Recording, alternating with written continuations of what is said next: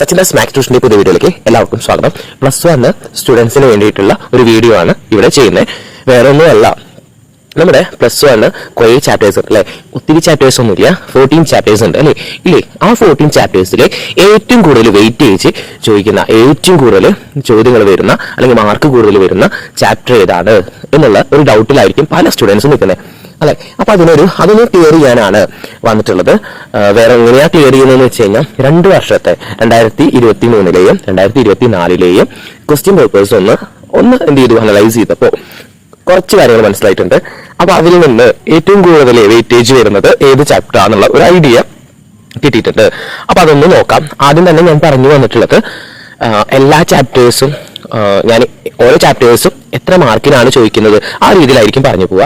അതിനുശേഷം ഏറ്റവും കൂടുതൽ വെയിറ്റേജ് വരുന്ന ചാപ്റ്റേഴ്സ് ഏതൊക്കെയാണെന്നുള്ളത് നമുക്ക് തന്നെ എന്ത് ചെയ്യാൻ പറ്റും, മനസ്സിലാക്കിയെടുക്കാനായിട്ട് പറ്റും. ഓക്കെ, അപ്പോൾ ആദ്യത്തെ ചാപ്റ്റർ എന്ന് പറയുന്നത് സെറ്റ് തന്നെയാണ് അല്ലെ. അപ്പൊ സെറ്റ് ചോദിക്കാറ് 2023-ല് ചോദിച്ചിട്ടുള്ളത് 7 മാർക്കിനാണ്. 2024-ലും അത് 7 മാർക്കിന് തന്നെയാണ് ചോദിച്ചിട്ടുള്ളത്, 7 മാർക്ക്. അപ്പോൾ 7 മാർക്കിനാണ് സെറ്റ് ചോദിക്കാറ്. എന്ന് വെച്ച് കഴിഞ്ഞാൽ 10% കൂടുതലായിട്ടും സെറ്റ് എന്ന് വരാറുണ്ട്. അപ്പൊ സെറ്റ് എന്ന് പറയുന്ന ചാപ്റ്റർ ഇമ്പോർട്ടന്റ് ആയിട്ടുള്ള ഒരു ചാപ്റ്റർ ആണ്. റിലേഷൻ ആൻഡ് ഫംഗ്ഷൻസ് ഇതേപോലെ തന്നെ 7 മാർക്കിനാണ് 2023-ലും 2024-ലും ചോദിച്ചിട്ടുള്ളത്. അതുകൊണ്ട് തന്നെ റിലേഷൻ ആൻഡ് ഫംഗ്ഷൻസും ഇമ്പോർട്ടന്റ് ആയിട്ടുള്ള ചാപ്റ്റർ തന്നെയാണ്. ഒപ്പം തന്നെ ട്രിഗ്നോമെട്രിക് ഫംഗ്ഷൻ 6 മാർക്ക് ആൻഡ് 3+6 9 മാർക്കിനുമാണ് ചോദിച്ചിട്ടുള്ളത്. അതുകൊണ്ടാണ് 6 to 9 എന്നുള്ള രീതിയിൽ എഴുതിയിരിക്കുന്നത്. ഇപ്പൊ 7 ആവാം, അടുത്തതിന് 7 ആയിരിക്കും ചിലപ്പോൾ ചോദിക്കുന്നുണ്ടാവുക. എന്തായാലും 6-ൽ നിന്ന് കുറയാറില്ല ട്രിഗ്നോമെട്രിക് ഫംഗ്ഷനും. അപ്പൊ അതും ഇമ്പോർട്ടന്റ് ആയിട്ടുള്ള ഒരു ചാപ്റ്റർ തന്നെയാണ്. Complex numbers and quadratic equation അത് 4 മാർക്കിനാണ് ചോദിക്കാറ്. ഇതിലിപ്പോ ക്വാഡ്രാറ്റിക് ഇക്വേഷൻ വിട്ടുകളയാനായിട്ട് പറ്റുമോ എന്ന് ചോദിച്ചു കഴിഞ്ഞാൽ വിടരുത് എന്നുള്ളതാണ് ഞാൻ പറയുള്ളൂ. ഒരു ചാപ്റ്ററും നമുക്ക് വിടാനായിട്ട് പറ്റില്ല, വിടരുത്. നമ്മൾ എല്ലാ ചാപ്റ്റേഴ്സും മനസ്സിലാക്കേണ്ട സ്റ്റുഡൻസ് ആണ്, മനസ്സിലാക്കാൻ തന്നെയാണ് ആ ചാപ്റ്റേഴ്സ് നമുക്ക് +1-ൽ പഠിക്കാൻ തന്നിട്ടുള്ളത്. അപ്പൊ എല്ലാ ചാപ്റ്റേഴ്സും ആ ചാപ്റ്റേഴ്സിൻ്റെതായിട്ടുള്ള രീതിയിൽ, ആ ചാപ്റ്റേഴ്സിൽ എന്ത് കണ്ടന്റ് ആണോ പറയുന്നത് ആ കണ്ടന്റ് മനസ്സിലാക്കിക്കൊണ്ട് തന്നെ പഠിക്കണം. ഓക്കെ, ആ കണ്ടന്റുകളെ നമ്മൾ ഇഷ്ടപ്പെടുക. ഓക്കെ, അങ്ങനെ പഠിക്കുകയാണെങ്കിൽ ഉറപ്പായിട്ടും നമുക്ക് മടുപ്പില്ലാതെ പഠിക്കാൻ പറ്റും.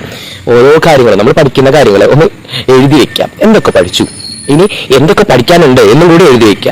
എന്നിട്ട് ടിക്കറ്റ് എന്ത് ചെയ്യുക, ഒന്ന് പോയി കഴിഞ്ഞാൽ ഉറപ്പാണ് ഞാൻ പറയുന്നു നമുക്കൊരു മടുപ്പില്ലാതെ പഠിക്കാൻ പറ്റും. ഇനി നമ്മൾ വീണ്ടും ഇതിലേക്ക് തന്നെ പോവുകയാണ്. ലീനിയർ ഇനിക്വാലിറ്റീസ് അധികം ചോദിക്കാറില്ല, പക്ഷേ എളുപ്പമായിട്ടുള്ള ഒരു ചാപ്റ്റർ ആണ്. അതുകൊണ്ട് തന്നെ അതും സ്കിപ്പ് ചെയ്യേണ്ട, ഒരു ചാപ്റ്ററും സ്കിപ്പ് ചെയ്യരുത്. ഞാൻ ജസ്റ്റ് അതിന്റെ വെയിറ്റേജ് മാത്രമേ പറയുന്നുള്ളൂ. ഏറ്റവും കൂടുതൽ വെയിറ്റേജ് ഉള്ളത് നമുക്ക് അതിനനുസരിച്ച് പഠിക്കണം. കുറച്ച് ടൈം അതിന് കൂടുതൽ കൊടുക്കേണ്ടതുണ്ട് കേട്ടോ. അത് പറഞ്ഞു വന്നത് വെയിറ്റേജ് കൂടുതലുള്ളതിന് അത്ര സമയം കൊടുക്കേണ്ടി വേണം. ഈ ചാപ്റ്റേഴ്സിനേക്കാൾ കുറച്ചും കൂടി ഇമ്പോർട്ടൻസ് അതിന് കൊടുത്തോളൂ കേട്ടോ. ഈ ചാപ്റ്റർ വിടാനല്ല കേട്ടോ, ഞാൻ വീണ്ടും പറയുന്നു.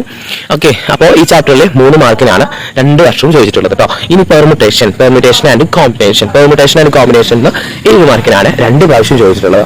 അത് ചിലപ്പോൾ 9 ഒക്കെ ആവാം, അതൊന്നും പറയാനായിട്ട് ഇപ്പോൾ പറ്റുന്നില്ല കേട്ടോ. ഇനി ബൈനോമിയൽ തിയറത്തിൽ 4ഉം 3 ചോദിക്കുന്നത്. അപ്പൊ ബൈനോമിയൽ തിയറം ഭയങ്കര സിമ്പിൾ ആയിട്ടുള്ള ഒരു ചാപ്റ്റർ ആണ്, അതും നമുക്ക് സ്കോർ ചെയ്യാനായിട്ട് പറ്റും.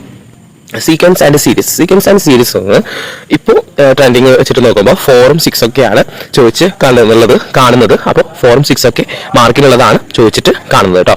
ഇനി സ്ട്രേറ്റ് ലൈൻസ് നിന്ന് 6 to 9 ആണ് നമുക്ക് കാണാനായിട്ട് ഇപ്പോഴത്തെ ട്രെൻഡ് വെച്ചിട്ട് ഈ രീതിയിലാണ് മാർക്ക് ചോദിച്ചു വരുന്നത്. അപ്പൊ സ്ട്രേറ്റ് ലൈൻ ഇത് ഇമ്പോർട്ടന്റ് ആയിട്ടുള്ള ഒരു ചാപ്റ്റർ ആണ് കേട്ടോ. അപ്പൊ അതൊന്ന് നോക്കി വെച്ചോളൂ കേട്ടോ.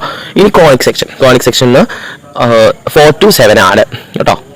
ഇനി ഇൻട്രൊഡക്ഷൻ ടു 3-dimensional ജോമെട്രി അതും 3, 4 ഒക്കെയാണ് ചോദിക്കാറുള്ളത്. ലിമിറ്റ്സ് ആൻഡ് ഡെറിവേറ്റീവ്സ് ഇപ്പോൾ ഇൻട്രൊഡക്ഷൻ ടു 3-dimensional ജോമെട്രിയും സ്ട്രേറ്റ് ലൈൻസും ഒക്കെ ജസ്റ്റ് പഠിക്കുന്നത് വളരെ യൂസ്ഫുൾ ആയിരിക്കും, നല്ലതായിരിക്കും. കാരണം അത് നമുക്ക് പഠിച്ചു കഴിഞ്ഞാൽ അതൊന്ന് ജസ്റ്റ് ഒന്ന് മനസ്സിലാക്കി വെച്ച് കഴിഞ്ഞാൽ സെക്കൻഡ് ഇയർ ആകുമ്പോൾ കുറച്ചും കൂടി ഐഡിയാസ് ഇതിൽ നിന്ന് നമുക്ക് എന്ത് ചെയ്യാൻ പറ്റും, അത് റീപ്ലേസ് ചെയ്യാൻ പറ്റും. അപ്പം നമുക്കത് മനസ്സിലാവും. +2 എത്തുമ്പോൾ കുറച്ചുകൂടി ഐഡിയാസ് കിട്ടും.